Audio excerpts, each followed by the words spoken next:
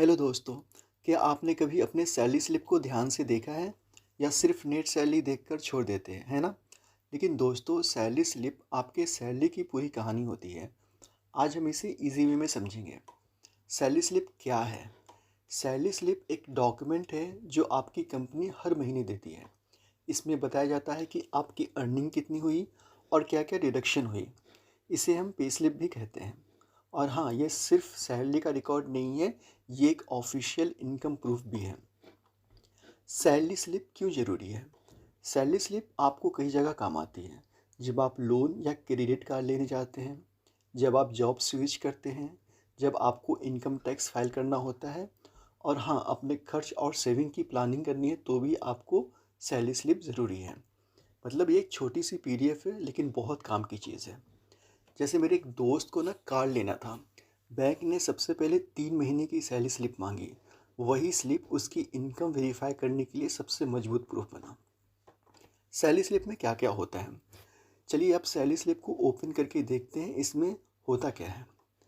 Earning section इसका है। तो अर्निंग सेक्शन में बेसिक सैलरी, HRA यानी house rent allowance, convince allowance, medical allowance, bonus and special allowance, ये सारे कंपोनेंट होते हैं अर्निंग सेक्शन में। ये सभी ग्रॉस सैलरी को डिनोट करते हैं। डिडक्शन साइड में EPF मतलब provident fund, TDS income tax, professional tax, ESIC, ये सभी डिडक्शन होती हैं। और आखिर में जो बचता है वो नेट सैलरी है। मतलब मेरा जो फॉर्मूला बना, net salary is equal to total earning minus total deduction. मान लीजिए कि आपकी अर्निंग 42,850 रुपीज़ है और डिडक्शन में जो PF, TDS, professional tax, ESIC है वो सब मिलाकर 4,400 है। तो आपकी जो नेट सैलरी बनी 42,850 माइनस 4,400 इज इक्वल टू 38,450। ये आपकी net salary, take home salary, ये आपकी बनी। ठीक है। एक बार एक एम्प्लॉय को अपना घर खरीदने के लिए होम लोन लेना था।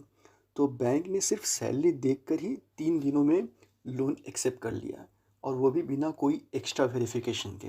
तो ये होती है सैलरी स्लिप की पावर। अगर आपको सैलरी स्लिप ना मिले तो कई बार क्या होता है कि छोटी छोटी कंपनियां सैलरी स्लिप नहीं देती हैं। इससे आपको दिक्कत हो सकती है जब भी आप लोन लेने जाएंगे, वीज़ा अप्लाई करेंगे या नए जॉब अगर चेंज करेंगे तो वहाँ पे भी आपको प्रूफ मांगती है। तो ये सारी जगहों पे आपको दिक्कत हो सकती है। तो ऐसे कंडीशन में आप क्या करेंगे, आप कंपनी को बोलो कि मुझे सैलरी सर्टिफिकेट चाहिए। तो सैलरी स्लिप एक छोटा सा डॉक्यूमेंट है लेकिन इसका रोल बहुत बड़ा है। ये आपकी इनकम की पहचान है। इसे हर महीने ध्यान से लें और इसको समझें और इसको सेव करें। अगर ये वीडियो आपके काम का लगे तो एक लाइक करें।